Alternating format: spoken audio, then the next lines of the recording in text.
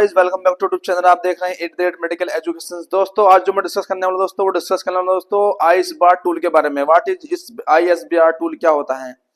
इस बार टूल हम दोस्तों इसलिए यूज करते हैं जिससे कि प्रॉपर हैंड ओवर हो सके। कुछ भी पेशेंट को छूटे नहीं और उसका पूरा हमें पेशेंट का पता होना चाहिए कि पेशेंट की क्या जांचें होने पेंडिंग है, पेशेंट क्या कंप्लेंट लेकर के हॉस्पिटल में आया था, पेशेंट की अभी क्या करंट मेडिकेशन चल रही है, पेशेंट डॉक्टर ने क्या उसको एडवाइस किया है और उसकी प्लान सर्जरी क्या है। आज हम दोस्तों जानेंगे इस आईएसबीआर टूल के बारे में।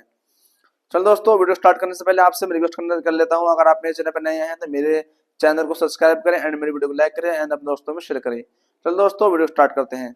अब बात करते हैं इस बीआर टूल के बारे में। आई का मतलब होता है कि पेशेंट को आइडेंटिफिकेशन, यानी पेशेंट को आइडेंटिफिकेशन करना है। एस का मतलब होता है सिचुएशन, सिचुएशन देखना है तो क्या सिचुएशन चल रही है उसको। बी का मतलब होता है दोस्तों बैकग्राउंड, एंड बैकग्राउंड में उसको क्या रहा।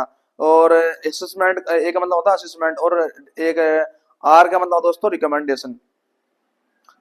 सबसे पहले दोस्तों बात करेंगे आइडेंटिफिकेशन। पेशेंट को हम आइडेंटिफाई कैसे करना है कि पेशेंट का यही प्रोसीजर होना है। अब तो हम दवा लगाने जा रहे हैं, कोई प्रोसीजर हो रहा है तो उसको हमें इस चीज से ही हमें पहचानना है। तो आइडेंटिफिकेशन में क्या करना होता है दोस्तों, हमें पेशेंट का नाम देखना होता है, पेशेंट का जेंडर देखना होता है, पेशेंट की एज देखनी होती है, पेशेंट का यूएचआईडी नंबर देखना होता है और आईपी नंबर भी कह सकते हैं, यूएचआईडी नंबर भी कह सकते हैं। यानी कि यूएचआईडी फॉर्म दोस्तों जो होती है वो होती है यूनिक हॉस्पिटल आइडेंटिफिकेशन डाटा।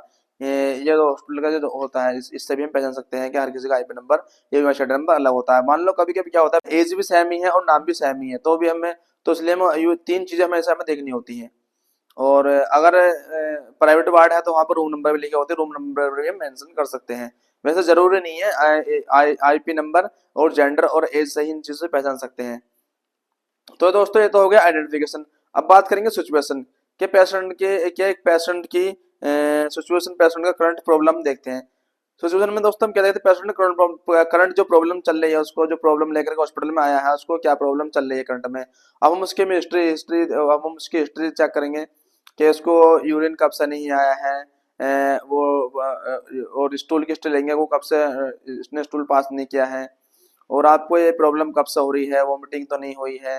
अगर कोई आरटी पेशेंट है, कोई गिर गया तो उसको पूछेंगे कि गिरने के बाद आपको चक्कर तो नहीं आता। इस तरीके से हम उसकी सिचुएशन देखेंगे।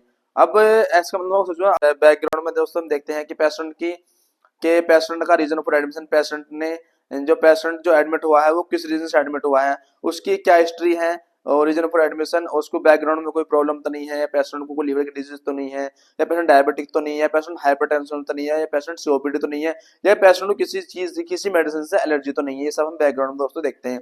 अब तो हम देखेंगे असेसमेंट में दोस्तों। असेसमेंट में दोस्तों में क्या देखना होता है कि पेशेंट के हम वाइटल साइन देखेंगे और पेन स्कोर देखेंगे। अगर सर्जरी हुई है, सर्जरी साइड में ड्रेन प्रेजेंट है तो उसको देखेंगे कि ड्रेन कब खाली हुआ कब नहीं हुआ।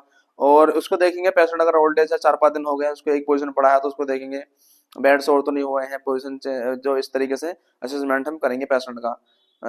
और कुछ डॉक्टर ने कुछ एडवाइस तो नहीं किया है, कोई जांच वगैरह तो नहीं होनी, कुछ इस तरीके से हम रिकमेंडेशन देखेंगे। पेशेंट का कोई प्रोसीजर तो नहीं होना है, कोई मेडिसिन तो डॉक्टर ने ऐड नहीं की है, इस तरीके से कोई इन्वेस्टिगेशन या कुछ इस तरीके से इन्वेस्टिगेशन तो ऐड नहीं की है, या कोई प्रोसीजर तो नहीं होना है, या इसकी कोई हायरिक्स मेडिसिन तो नहीं चल रही है। इस तरीके से डॉक्टर जो ऑर्डर देखेंगे वो हमें देखना होता है दोस्तों रिकमेंडेशन में।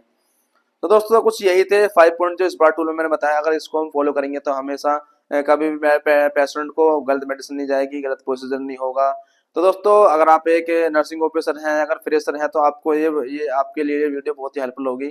आपको पता होना चाहिए इस बार टूल के बारे में। जो एनीवेज में पूछते हैं what is I S B R से आप क्या समझते हैं, इस I S B R tool के हम क्यों यूज करते हैं दोस्तों।